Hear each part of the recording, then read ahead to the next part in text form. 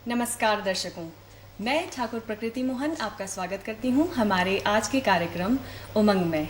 दर्शकों, इस कार्यक्रम में हम युवा पीढ़ी की नई सोच और प्रगतिशील सोच के साथ आगे बढ़ेंगे और इस कार्यक्रम में हमारे आज की प्रतिभागी हैं कुमारी रवितन्या शर्मा, जो कि एक विद्यार्थी हैं। ये सेंट बीट कॉलेज में पढ़ती हैं और साथ ही एक लेखिका भी हैं। तो जैसा कि हम इनके क्राउन को देखकर कह सकते हैं, ये मिस हिमाचल 2020 की फर्स्ट रनर अप रही हैं। तो रवितन्या जी, आपका बहुत बहुत स्वागत है हमारे स्टूडियो में। जी, धन्यवाद।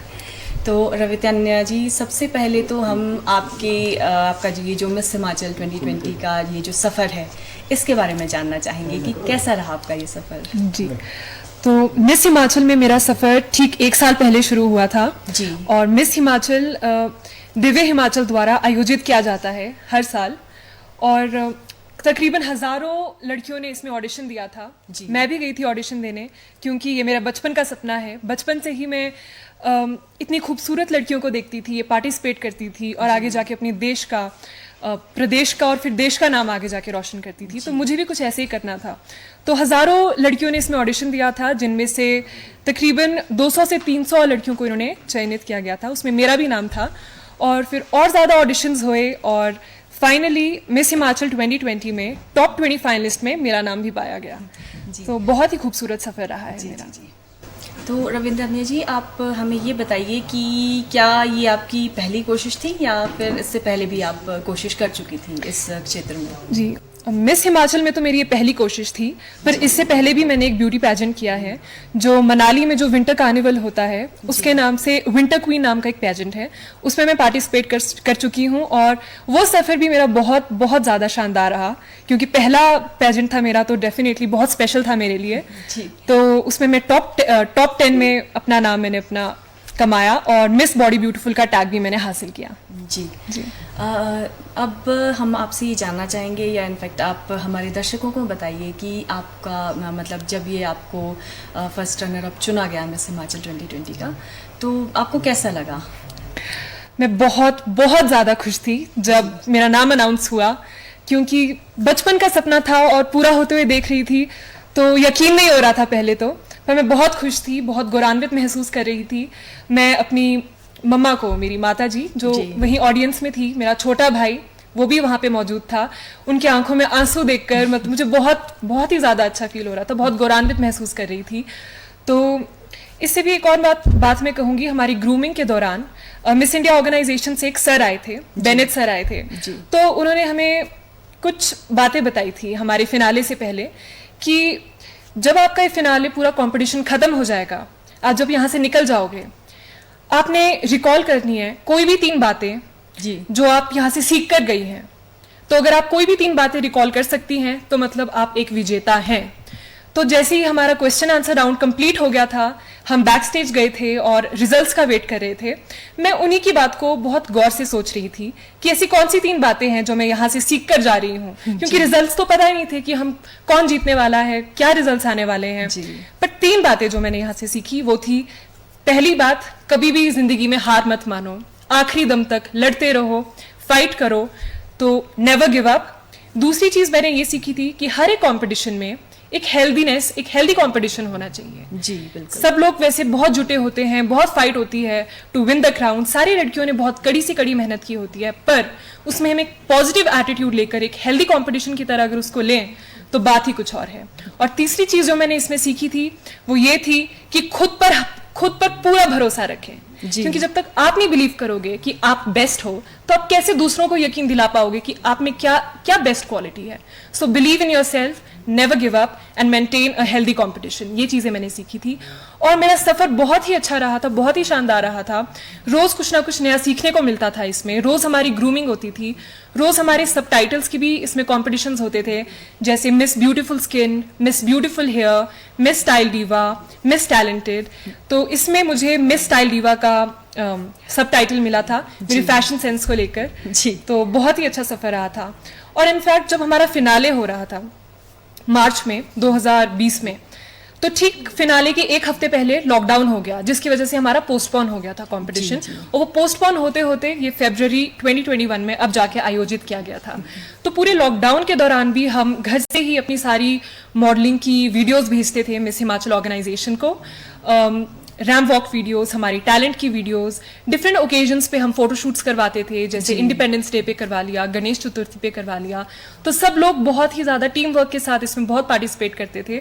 और पूरे मिस हिमाचल कंपटीशन के दौरान जो हम घर पर ही अपना प्रैक्टिस कर रहे थे, इसमें ना केवल हमने, पर मुझे लगता है हमारे पेरेंट्स, हमारे भाई बहनों ने भी पार्टिसिपेट किया, क्योंकि behind the camera, back stage में वही होते थे जो फोन पकड़ते थे, पूरा हेल्प करते थे, सारी इक्विपमेंट्स लेके वो हमारे साथ बहुत मदद करते थे। उनका बहुत सहयोग रहा इस पूरे दौरान। तो सफर बहुत ही अच्छा रहा, बहुत कुछ सीखने को मिला, और आज मैं अपने आप को एक बहुत ही कॉन्फिडेंट पर्सन महसूस करती हूँ। कर रही हैं। जी जी। आपकी जो रुचि है वो किन क्षेत्रों में है? मेरी रुचियाँ एक्टिंग में है जी। मुझे एक्टिंग का बचपन से बहुत शौक है। मैंने अनुपम खेर जी की एक्टर प्रिपेयर्स वर्कशॉप से भी एक्टिंग सीखी है जी। पेंटिंग का बहुत शौक है मुझे बचपन से ही। मैं बहुत ज़्यादा पेंटिंग में अपने आप को बहुत रिलैक्स्ड फील करती हूँ। मेरी पेंटिंग्स रॉरिक आर्ट गैलरी जो नगर में है, मनाली में, वहाँ पर भी डिस्प्ले हो चुकी हैं। और फ्री टाइम में मुझे गिटार बजाना बहुत अच्छा लगता है। गेम्स में I like to play chess. Outdoor games में बैडमिंटन, मैं अपने भाई के साथ बैडमिंटन खेलती हूँ। मैं इंदिरा गांधी स्पोर्ट्स कॉम्प्लेक्स भी जाती थी टू प्ले बैडमिंटन। और बहुत सारी गार्डनिंग का मुझे बहुत शौक है। फोटोग्राफी, ट्रैवलिंग, तो इन सब चीज़ों में मैं रुचि रखती हूँ। And most importantly writing. मैं एक ऑथर हूँ और 2 किताबें लिख चुकी हूँ, तो राइटिंग में मुझे बहुत शौक है। अब आपने ये तो बता दिया कि आपका राइटिंग में भी बहुत शौक है, तो हमें आप अब ये बताइए कि आपने कौन कौन सी किताबें लिखी हैं? ये मेरी किताबें हैं।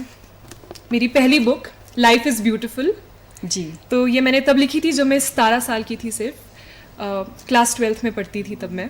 जी जी। और इट्स एन ऑटोबायोग्राफी, और मुझे बताते हुए बहुत बहुत खुशी होती है कि it is the longest autobiography which is written at the youngest age in the entire world. So life is beautiful.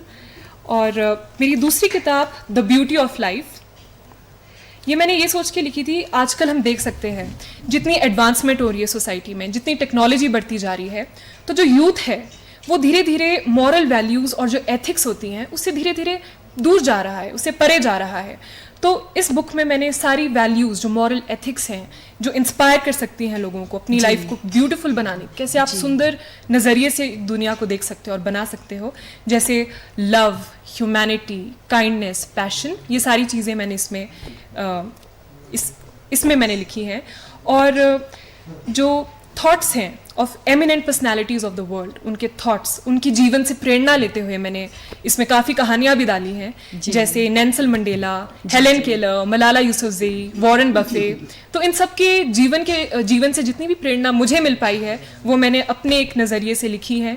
तो ये दोनों मेरी किताबें हैं, लाइफ इज़ ब्यूटीफुल और द ब्यूटी ऑफ लाइफ। मैं ये कह सकती हूँ कि जितनी खूबसूरत आपकी सोच है उतनी खूबसूरत आप भी हैं, और उतनी ये खूबसूरत इस किताब में आपने जो भी लिखा होगा उतना ही खूबसूरत होगा। अब आपकी जो इंस्पिरेशन है वो कहाँ से मिली आपको, ये सब करने की इंस्पिरेशन? मेरी इंस्पिरेशन मेरे पेरेंट्स हैं। बचपन से उनको देखा है, वो बहुत हार्ड वर्किंग है, they are so hard working, they are unbreakable, और वही मेरी इंस्पिरेशन है। स्पेशली मेरी मम्मा, वो मेरी बहुत बचपन से ही मैं उनसे प्रेरणा लेते आ रही हूँ हर क्षेत्र में। और मैं बहुत लकी महसूस करती हूँ और ईश्वर का धन्यवाद करती हूँ कि मुझे ऐसे पेरेंट्स मिले हैं जिन्होंने मुझे खुला आसमान दिया है और मेरे सपनों को उड़ान दी है, मुझ पे विश्वास रखा, मेरे सपनों पे विश्वास रखा। और मैं जिस भी क्षेत्र में जाती हूँ कभी फोर्स नहीं करते हैं, जो बोलूँ मेरे को हमेशा गाइड करते हैं, उनका पूरा सहयोग रहता है। तो मेरे इंस्पिरेशन मेरे पेरेंट्स ही हैं और हमेशा रहेंगे जी। They are my pillars of strength. जी जी। तो रवि तन्या जी, हम चाहेंगे कि आप मतलब जो भी आपका ये कार्यक्रम देख रहे हैं, जो भी हमारा कार्यक्रम देख रहे हैं, उन पेरेंट्स को आप क्या बोलना चाहेंगी कि अपने बच्चों के रिगार्डिंग वो उनको मतलब किस तरह से उनकी ग्रूमिंग करें? जी, एक चीज़ जो मुझे लगता है यूथ में there is lack of guidance. जी, बच्चों के पास रिसोर्सेज बहुत हैं, टेक्नोलॉजी है, इंटरनेट है, बहुत इनपुट्स है उनके पास, पर उनके पास लैक ऑफ गाइडेंस है। उनको पता नहीं लगता है कि क्या इनपुट लेना है, क्या नहीं लेना है। आप देखिए, अगर टीवी पे मिलते हैं, टीवी पे देखते हैं हम इंटरनेशनल मीडिया, डिफरेंट चैनल्स है, BBC है, CNN है, अल जजीरा है, कितने सारे हैं, पर उनमें से क्या इनपुट हमें लेना है, क्या नहीं लेना है, वो डिपेंड करता है। इंटरनेट पे कितनी साइट से वो डिपेंड करता है। तो मैं पेरेंट्स से ये कहूँगी कि अपने बच्चों को सही दिशा में गाइड कीजिए, उनको सहयोग करिए और उन पे विश्वास करिए। अपने बच्चों पे पूरा विश्वास रखिए और उनको एक खुला आसमां दीजिए, जैसे मेरे पेरेंट्स ने मुझे दिया है, और उनको आगे बढ़ने के लिए हमेशा प्रेरित करती रही है, ये मैं कहूँगी। और बुक्स के बारे में मैं एक और चीज़ कहना चाहती हूँ कि मेरी बुक्स के लिए ही मुझे काफ़ी पुरस्कार भी मिल चुके हैं। जैसे focus Himachal women power award मिला था मुझे by the honourable chief minister Jairam Thakur ji, और युवा प्रतिभा सम्मान by the former chief minister professor Prem Kumar Dhumal ji, और स्वामी विवेकानंद युवा प्रतिभा सम्मान by the former governor of Himachal Pradesh Acharya Devvrat ji. और हाल ही में अंतर्राष्ट्रीय महिला दिवस हुआ था, तो वहाँ पर भी मुझे विमेन पावर अवार्ड मिला by the member of parliament Rajya Sabha Indu Goswami ji. तो ये कुछ मेरी उपलब्धियाँ हैं जो मुझे आगे बढ़ने का हौसला देती हैं। जी, आपकी उपलब्धियों के लिए हम आपको बहुत बहुत कॉन्ग्रेचुलेट करना चाहेंगे। जी, धन्यवाद। तो रवि तन्या जी, हम आपसे ये जानना चाहेंगे कि कुछ पेरेंट्स ऐसे होते हैं जो बच्चों को ये चाहते हैं कि आप सिर्फ पढ़ाई की तरफ ध्यान लगाएं, तो ऐसे पेरेंट्स को आप क्या कहना चाहेंगी? मैं ऐसे पेरेंट्स को यही कहना चाहूँगी, मैं समझती हूँ कि पढ़ाई बहुत ही ज़्यादा इम्पॉर्टेंट है, और मैं ये भी कहना चाहूँगी कि आप जिस भी क्षेत्र में जाते हैं पढ़ाई को कभी मत छोड़िए। मैं जिस भी क्षेत्र में हूँ, मैं आगे जाके बहुत पढ़ूंगी और पढ़ाई पे पूरा फोकस रखूंगी, क्योंकि यही एक इंसान को एक अच्छी राह दिखाता है ज़िंदगी में चलने की, और पढ़ाई ही एक इंसान को संस्कार देता है कि कैसे ज़िंदगी में चला जाए। पर मैं ये कहूँगी कि जो आपका टैलेंट है, जो आपके बच्चों का टैलेंट है, उनको निखारिए, उन पे भरोसा रखिए और उनको आगे जाके आसमां को छूने दीजिए। नो मैटर वो किस भी फील्ड में जाए, उनको आगे जाने दीजिए, उनको प्रेरित करिए और उनका साथ निभाइए, सहयोग दीजिए। आप क्या कुछ वुमेन एम्पावरमेंट के लिए करना चाहेंगी? क्या सोचती हैं आप वुमेन एम्पावरमेंट के बारे में? वुमेन एम्पावरमेंट एक बहुत ही सेंसिटिव टॉपिक है आज की डेट में। अगर हम देखें, मैं मानती हूँ कि धीरे धीरे हमारी सोसाइटी प्रोग्रेसिव हो रही है, आगे बढ़ रही है, चेंज आ रहा है माइंडसेट में लोगों के। जितने भी हम एजुकेटेड हो रहे हैं, तब भी मैं समझती हूँ कि लैक ऑफ सोशल पर्सपेक्टिव है। जी, बिल्कुल। इतने ज़्यादा वाइडनिंग नहीं हुई है अभी भी सोशल पर्सपेक्टिव की।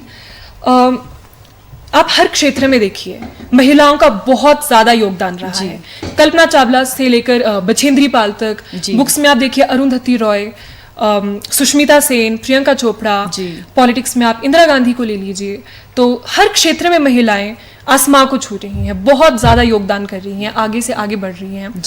पर तब भी इतने ज़्यादा महिलाओं के साथ दुष्कर्म हो रहे हैं। हम समाज में रोज़ न्यूज़पेपर पढ़ते हैं, कभी एसिड अटैक हो रहा है, कभी रेप्स हो रहे हैं, गैंग रेप्स हो रहे हैं, डोमेस्टिक वायलेंस हो रहा है, डाउरी के लिए महिलाओं को तंग किया जा रहा है, बहुत। जी बिल्कुल। तो इसमें मैं ये कहना चाहूँगी कि महिलाओं को सशक्त बनने की ज़रूरत है, स्ट्रॉन्ग बनने की ज़रूरत है, बोथ मेंटली और फिजिकली। उनको फिजिकल डिफेंस होना तो बहुत ज़रूरी है। मैं खुद एक कराटे प्लेयर हूँ, मैंने भी अपना फिजिकल डिफेंस सीखा है, और हर लड़की को फिजिकल डिफेंस आना चाहिए। मेंटली उनको स्ट्रॉन्ग होना चाहिए, अपनी बात वो रख पाएँ, जो गलत, जो अन्याय हो रहा है उस पर वो स्टैंड ले पाएँ। और इसमें एक और चीज़ कहूँगी कि पेरेंट्स लड़कियों को बहुत संस्कार देते हैं। आप देखिए, लड़कियां बहुत संस्कार होते हैं, पर साथ ही में उनको लड़कों को भी संस्कार देने चाहिए, क्योंकि अगर लड़के संस्कार उनमें होगा तो महिलाएं अपने आप को सेफ फील करेंगी, उनके लिए एक सेफ एनवायरनमेंट होगा। और इसमें एजुकेशन बहुत बड़ा योगदान दे सकता है, बहुत महत्वपूर्ण है एजुकेशन, शिक्षा, क्योंकि मुझे लगता है कि education is the foundation block किसी भी देश का। एक फाउंडेशन ब्लॉक है एजुकेशन, और एजुकेशन से ही एक सही दिशा मिलती है इंसान को, तो उसी से विमेन एम्पावरमेंट हो सकती है। महिलाओं को अपनी राइट्स, अपने अधिकार, कि उनके विचार, उनकी भी एक आवाज़ है समाज में, इसके बारे में उनको पता होना चाहिए, उनको जागरूक होना चाहिए। अवेयरनेस बहुत इंपॉर्टेंट है, और अवेयरनेस होनी चाहिए एजुकेशन के through, by way of newspapers, media, and जी, सोशल बिल्कुल, मीडिया क्योंकि कई बार देखा गया है कि एक महिला नहीं जानती ही नहीं है कि उसके क्या क्या नहीं अधिकार जानती है। हैं। उसी के लिए ही अवेयरनेस बहुत इंपॉर्टेंट है। Educating women ultimately lead to women empowerment. जी। हमारा जो ये पर्यावरण है, एनवायरनमेंट है, एनवायरनमेंट को लेकर आपकी क्या सोच है?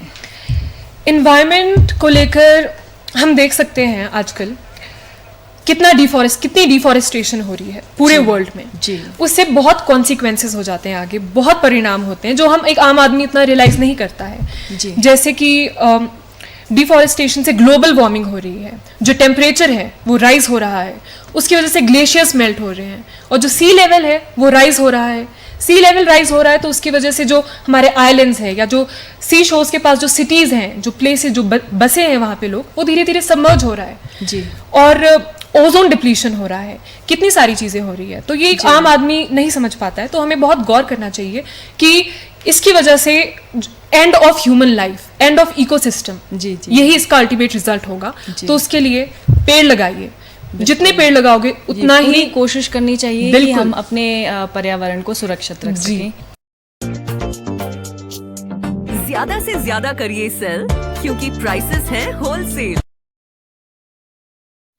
तो रवि तन्या जी, अब आप हमें ये बताइए कि जो हमारी युवा पीढ़ी है, अक्सर देखा गया है कि युवा पीढ़ी फ्रस्ट्रेट बहुत जल्दी हो जाती है, और इसी फ्रस्ट्रेशन के कारण हमारी जो युवा पीढ़ी है वो नशे की तरफ जा रही है। जी। अब आप इसके बारे में थोड़ा सा प्रकाश डालें ताकि हमारे दर्शक आपसे थोड़ी सी प्रेरणा ले सकें। जी।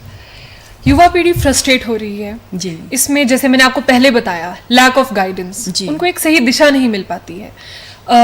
आजकल अगर आप देखें अनएम्प्लॉयमेंट रेट कितना ज़्यादा है, अनएम्प्लॉयमेंट है, युवा को पता नहीं चलता है उनको किस दिशा में जाना है, कैसे किसी अपॉर्चुनिटी को अवेल करना है, उन्हें आइडिया नहीं लगता है। इससे बहुत फ्रस्ट्रेशन हो जाती है, लैक ऑफ कॉन्फिडेंस हो जाता है, क्योंकि हम देखते हैं कितना कंपटीशन है आज की दुनिया में। ऊपर से इंडिया की population, we are the second most populous country in the entire world after China, and we are on the running to become the most populous country soon in the coming years. तो frustration definitely बहुत ज़्यादा होने वाली है। तो इसमें और drug abuse, जैसे आपने कहा, ये एक बहुत ही अगेन सेंसिटिव इशू है, बहुत ही एक हॉट डिबेटेड टॉपिक है ड्रग अब्यूज़। तो लोग जो बच्चे होते हैं, जो युवा पीढ़ी है, वो नशे की आदतों में पड़ जाते हैं। जी। उसके लिए मैं ये कहूँगी कि यूथ को they have to be well thoughtful, well read and well equipped, क्योंकि the future of the country is in their hands. उनको रियलाइज करना है। और अगर हम देखें तो 65% से ज़्यादा पॉपुलेशन 35 ईयर्स से कम है इन आवर कंट्री। तो कितना HRD, कितना ह्यूमन रिसोर्स है इंडिया में जो यूटिलाइज कर सकते हैं by giving them proper training and skills. तो ट्रेनिंग और स्किल इसमें बहुत इंपॉर्टेंट है। उनको एक दिशा मिलेगी, वो बिजनेस वेंचर्स में जा सकते हैं, स्पेशली महिलाओं के लिए। गवर्नमेंट ने कितनी सब्सिडीज दी हैं महिलाओं के लिए, विमेन एंटरप्रेन्योर्स के लिए, तो जिससे वो इम्पावर्ड हो सकती हैं और यूथ को भी एक अच्छी दिशा मिल सकती है इसमें। जी। जो ये कॉम्पिटिटिव एग्ज़ाम्स हैं, जैसे कि आप हमें पता है कि आप पढ़ाई भी कर रही हैं, तो जो हमारी युवा पीढ़ी है उसे थोड़ा सा आप ये बताएं कि जो कॉम्पिटिटिव्स की तैयारी है वो किस तरह से हमारी युवा पीढ़ी करे और किस जज्बे से वो करे। जी। कॉम्पिटिटिव तैयारी के लिए पहले सबसे इम्पॉर्टेंट है कंसिस्टेंसी। आप रोज़ लगातार अपने मिशन पर जुट जाएं और दिन रात उसके लिए मेहनत करें। और इसमें रिविज़न, जो आपने अपना सिलेबस कंप्लीट कर दिया है उसके बाद रिवीजन, जितना रिवीजन हो सके उसे करिए। करंट अफेयर्स में अपने आप को ढंग से वेल अवेयर रखिए, because current affairs are very important. उसके लिए आप न्यूज़पेपर पढ़िए और अपने सिलेबस, आपको अपने पूरे सिलेबस की जानकारी सबसे पहले होनी चाहिए। क्वेश्चन पेपर्स को रीड कीजिए, previous question papers easily available होते हैं, उसे आप रीड कीजिए। और अपना एक प्रॉपर टाइम टेबल बनाइए, टाइम मैनेजमेंट सीखिए, प्रॉपर टाइम टेबल बनाइए जिसमें आपको स्ट्रेस भी ना हो, आप अपनी बाकी एक्टिविटीज़ पे भी ध्यान दे पाएँ और साथ ही साथ आप अपनी पढ़ाई में भी योगदान दे पाएँ। जी। कई बार ऐसा होता है रवितन्या जी कि जो हमारी युवा पीढ़ी है वो ये सोचती है कि जो हमारे पेरेंट्स हैं या फिर जो हमसे बड़े हैं वो हम लोगों को समझ नहीं पाते हैं। तो इन परिस्थितियों में जो बच्चों के पेरेंट्स हैं, यूथ के पेरेंट्स हैं या फिर जो उनसे बड़े हैं, उनके गार्जियंस हैं, उन्हें क्या करना चाहिए कि वो जो युवा पीढ़ी है, अपने बच्चे हैं, उनको समझ पाएँ और एक सही दिशा उनको दे सकें? अपने बच्चों को समझने के लिए सबसे बेहतर उपाय यही होगा कि आप अपने बच्चों के दोस्त बने। उनके लेवल की तरह आप बात कीजिए, उनके लेवल से बात कीजिए, उनकी सोच को समझिए, उनको अंडरस्टैंड कीजिए एक फ्रेंड के रूप में। क्योंकि कई बार ऐसा होता है कि जो युवा पीढ़ी है वो अपनी काफ़ी चीज़ें इजीली शेयर कर लेती है अपने दोस्तों को, rather than sharing it with parents और रिलेटिव्स। वो थोड़ा झिझकते हैं अपने पेरेंट्स को बताने के लिए। तो सबसे पहले उनका दोस्त बनिए, उनको अच्छे से गाइड कीजिए और उनको अंडर एस्टिमेट मत कीजिए। अगर उनसे गलती हो भी गई, उनको एक सही दिशा दीजिए और उनका साथ कभी ना छोड़िए। जी रवितन्या जी, आप हिमाचल के लिए और हमारे देश के लिए क्या सोचती हैं और क्या करना चाहती हैं? मैं अपनी कंट्री और अपने प्रदेश को, हिमाचल प्रदेश को, एक बहुत ही सेल्फ रिलायंट स्टेट और फॉर द इंडिया नेशन के तौर पर देखती हूँ। जी जी। जैसे हम जानते हैं vocal for local is on trending these days and prime minister Narendra Modi बहुत ज़्यादा फोकस कर रहे हैं आत्मनिर्भर भारत के ऊपर। जी जी। कि हमारे देश को आत्मनिर्भर बनना होगा। और ये केवल देश के लिए नहीं है, ये हमारे प्रदेश के लिए भी है। We have to become self reliant. और ये केवल प्रदेश के लिए नहीं, ये एक इंडिविजुअल, एक हम सब आम आदमी के लिए भी है। हम सबको आत्मनिर्भर, सेल्फ रिलायंट, सेल्फ इंडिपेंडेंट बनना होगा, सेल्फ सफिशिएंट बनना होगा। और इसके लिए जैसे मैंने आपको बताया कि कितनी हमारी यूथ पॉपुलेशन कितनी ज़्यादा है पूरी कंट्री में, तो बहुत योगदान हो सकता है। जैसे मैंने आपको बताया 65% population they are less than 35 years of age, तो बहुत ज़्यादा कंट्रीब्यूशन हो सकता है। ह्यूमन रिसोर्स बहुत है, उनको स्किल ट्रेनिंग और उनको वेल इक्विप्ड बनाना पड़ेगा, उनको वेल ट्रेन बनाना पड़ेगा और इसी तरीके से वो योगदान दे सकते हैं। और इसी के तरीके से, इसी राह पे चल के वो हमारे देश को एक इनोवेटिव, क्रिएटिव और एक इंटरप्राइजिंग नेशन बना सकते हैं। And definitely India super power बनेगा एक दिन। जी बिल्कुल। आप ज़िंदगी में आगे किस तरह से बढ़ना चाहती हैं? मैं हमेशा से अपनी ज़िंदगी में एक बहुत ही पॉजिटिव नोट पे आगे बढ़ती हूँ, एक बहुत ही ऑप्टिमिस्टिक अप्रोच रखती हूँ और खुद पे भरोसा रखती हूँ, ईश्वर पे भरोसा रखती हूँ। Because whatever we have today it's a blessing of God, this beautiful life is a blessing of God. और एक पॉजिटिव नोट पे ही आगे चलते हुए मैं अपने सपनों को पूरा करना चाहती हूँ और साथ ही में मैं समाज में भी कंट्रीब्यूट करना चाहती हूँ, महिलाओं के बीच जाना चाहती हूँ, उनको अवेयर कराना चाहती हूँ, उनके हेल्थ एंड हाइजीन के बारे में, उनके अधिकारों के बारे में। और मैं इन्वायरमेंट पे भी काम करना चाहती हूँ, जैसे मैंने आपको भी बताया था। तो इस क्षेत्र में मैं आगे जाना चाहती हूँ। जी क्या आप ये सोचती हैं कि जो ये NGOs काम कर रहे हैं महिलाओं को लेकर, हमारे पर्यावरण को लेकर, इनसे जागरूकीकरण किस तरह से होता है लोगों का? See NGOs they play a very important role in spreading awareness. बहुत ज़्यादा अवेयरनेस NGOs के माध्यम से इस देश में हो रही है। मैं खुद एक NGO से जुड़ी हूँ, हिमालयन फाउंडेशन से, और उसी में मैं काम करती हूँ।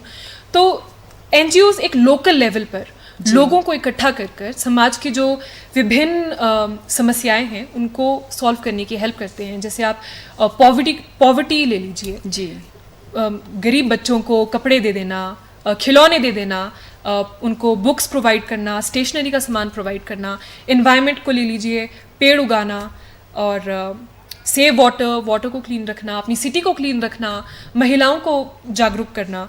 तो ये बहुत इंपॉर्टेंट रोल प्ले करती है at the root level in every society. जी, आप हमारे दर्शकों को क्या संदेश देना चाहेंगी? मैं दर्शकों को यही संदेश देना चाहूँगी कि आप जिस भी क्षेत्र में जाते हैं उसमें पूरा योगदान दीजिए, अपने पूरे मन से, अपने पूरे दिल से योगदान दीजिए और आप डेफिनेटली अपने गोल को अचीव करेंगे। खुद पर भरोसा रखें, वो बहुत इंपॉर्टेंट है। और समाज को भी आप कुछ कंट्रीब्यूट करने की सोचें, क्योंकि अल्टीमेट एम यही होता है कि आप क्या कंट्रीब्यूट कर पाए हो। जी। अपनी लाइफ की टीचिंग से, अपनी लाइफ में की उपलब्धियों से आप सोसाइटी, आप अपने समाज में क्या योगदान कर पाए हो, वही अल्टीमेट सक्सेस होता है। सो मैं यही अपने दर्शकों को बताना चाहूँगी। तो रवितन्या जी, आप हमारे स्टूडियो में आई और हमारे दर्शकों को बहुत ही बेहतरीन जानकारी आपने दी। आपका हमारे स्टूडियो में आने के लिए बहुत बहुत धन्यवाद। जी धन्यवाद। तो दर्शकों, हम उम्मीद करते हैं कि आपको हमारा ये कार्यक्रम ज़रूर पसंद आया होगा। अगले हफ्ते एक नए विषय के साथ आपसे फिर से मुलाकात होगी। तब तक के लिए आज्ञा दीजिए। नमस्कार।